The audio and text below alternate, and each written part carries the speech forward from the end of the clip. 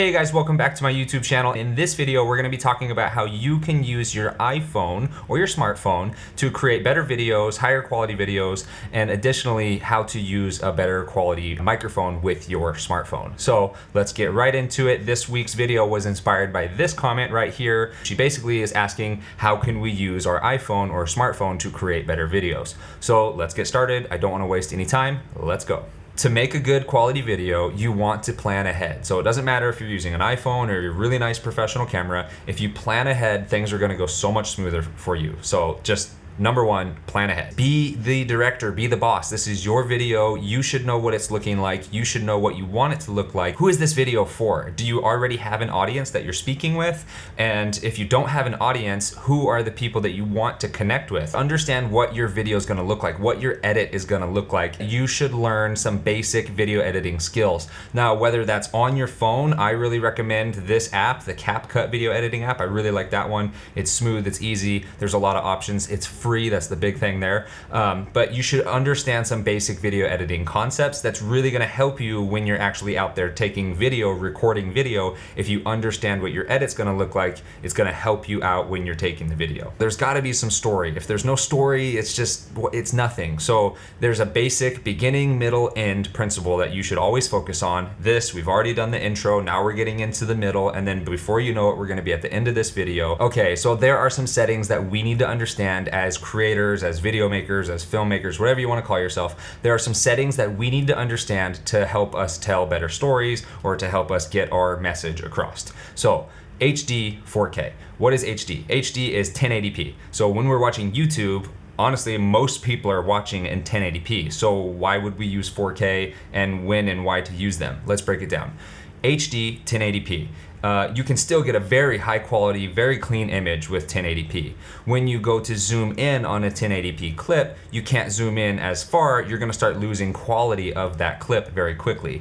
If you use 4K, well, 4K is great because you can zoom in and you don't lose as much quality. So you can get a higher quality image, but if the scene is lit well, if you understand lighting, HD versus 4K, it's actually very hard to tell the difference until you see the image, spread out on like a projector screen or, a bigger screen. I use 4K still because I like to zoom in. A lot of my videos, you'll see me punching in, punching out, punching in. So which one do I recommend? Well, if you're trying to save space, use the HD. It's 1080p. Not many people can tell the difference anyways.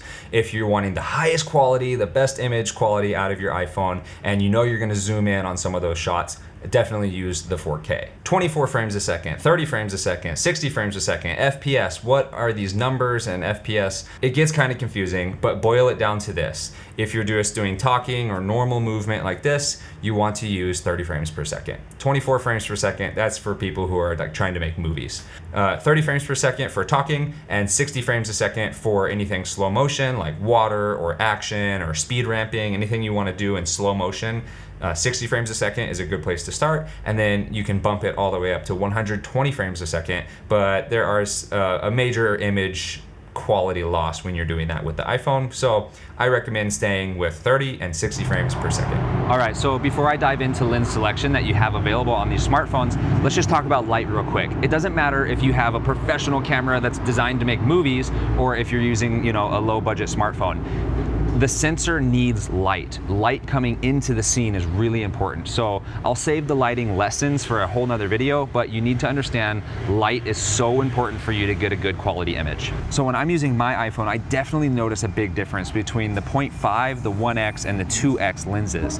I think the 1x lens is no doubt the best quality lens that you can use. So if I was using this for my YouTube channel, for example, I would definitely stick with just the 1x lens. I think that's gonna have the best performance for low light, and it's just gonna give me the highest quality image. All right, let's talk about the next lens, which is the 0.5 lens. This is a 13mm equivalent lens. That means that it's very, very wide. So this is gonna be great for anytime you have some motion in your scene or somebody's running by or there's some action happening. This is a great lens to use because naturally you're gonna get a little bit of stability with this lens. The wider the lens, the more stable it seems. The farther you zoom in, the more shake you can see. All right, let's talk about the telephoto lens available. Or the ×2 lens on the iPhone. I'm able to get good quality shots only in the daytime. I can't really get good quality shots in the evening, but if you're using an iPhone, I don't think you're stressing and trying to get the most high quality, amazing image possible.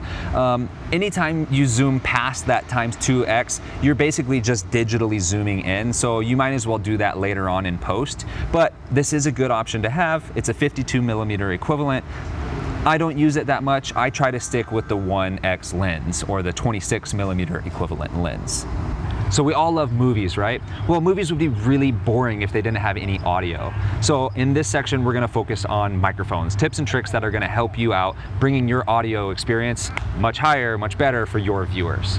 So let's talk about some microphone basics, how the microphone actually works. So sound happens, it goes into the microphone, and that gets put into this little cable, and then this cable transfers that noise down into your audio recorder, whether that's an iPhone, an audio recorder, or a camera.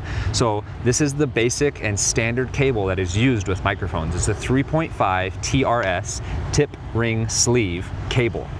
Now, for me to be able to adapt a microphone to work with my iPhone, I need to use one of these. This is a 3.5 to lightning adapter. Now, this one is made by Apple. It's kind of expensive and it's honestly kind of flimsy. I found this one here in Taiwan. It's the U-Green 3.5 to lightning adapter, and it was more affordable and it seems way more durable. So you're gonna need one of these if you're gonna adapt a microphone from a mic into your iPhone. You're gonna need one of these little cables. Hey guys, Studio Cody here again. If you're getting some value from these videos, give me the emoji in the comment sign, use this rock and roll sign. All right, back to the video. So now I'm gonna give you some audio samples, some examples of what the iPhone sounds like without the microphone, and then with a microphone, and then also an even nicer microphone and a wireless microphone. So here is what the iPhone sounds like with no microphone. This is just the standard microphone on the iPhone 12 Pro that I have. So this is what that sounds like. Tell me what you think.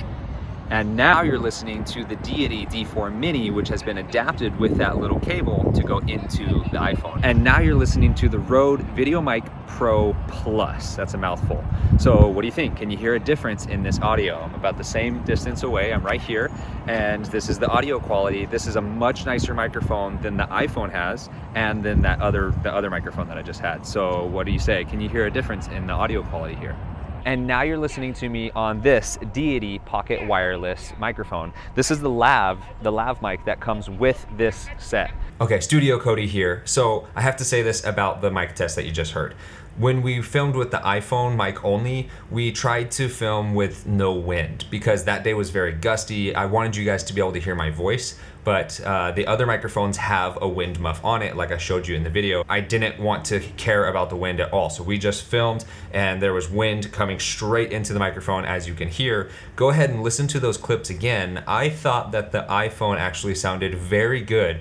No wind protection. I thought the iPhone sounded very good compared to the Deity, but then I felt that the Rode VideoMic Pro Plus sounded much better. And then surprisingly, I found that the Deity Pocket Wireless, the lav mic that I had, was getting like no noise wind at all. I thought I was gonna have to try to edit and save that audio file, but it wasn't. It was getting no noise, and I think that was because the wind was coming over my back, over my shoulders, so it wasn't hitting the capsule of the microphone, which was right here. So anyways, back to the video. So if you're using a wireless microphone, obviously the advantage is that you can move around. I'm gonna move around and the audio is not gonna change. Look how far I can go away from the camera and I'm still getting a nice clean audio going into the iPhone. Now, there are some pros and cons about using a wireless system.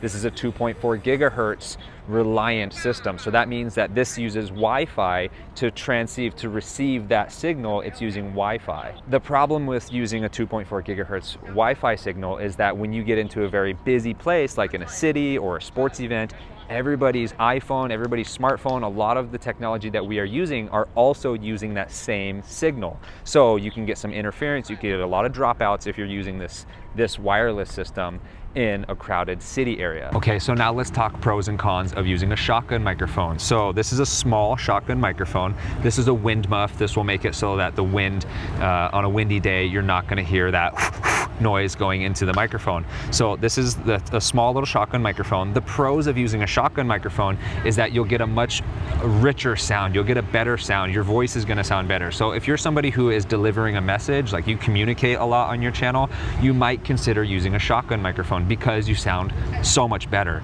But the big con to using a shotgun microphone is that as you get away from the microphone, here I am really close to the microphone, so I sound really good. As I get away from the microphone, immediately my voice gets chopped off. You can barely hear me over here. Now, especially if I pull off to the side, you're really not going to be able to hear me anymore. So now I'm getting right back into alignment with that shotgun microphone, and you can hear as I get closer, that audio signal is going to get really good. Right about here is where a shotgun microphone sounds good, but back there, if I'm moving around, that's where the big con of using a shotgun microphone is. Shotgun microphones actually isolate the noise directly in front of them, and they reject the noise to the side and behind them. So there's a little bit of difference in polar patterns, but without getting too nerdy on you guys, basically that's what it is. They listen to what's in front of them, and they don't listen to the things that are on the side of them. Now, there's not a one size fits all with microphones, so I would consider having a couple different microphones depending on the situation that you film. Video production can get pretty complicated very quickly, so try your best to keep it simple, use what you have, focus on telling your story, focus on your content, and that's gonna be the #1 winner. Story is always gonna win over gear. The video quality doesn't always matter, the story does. So I hope you guys have a great day. Thank you for this comment, and if you guys want to learn anything else, go ahead, comment down in this section, let me know what you want to learn, or go over to my Instagram and get on one of those videos and comment what you want to learn. So I'll see you guys soon in the next video. Peace.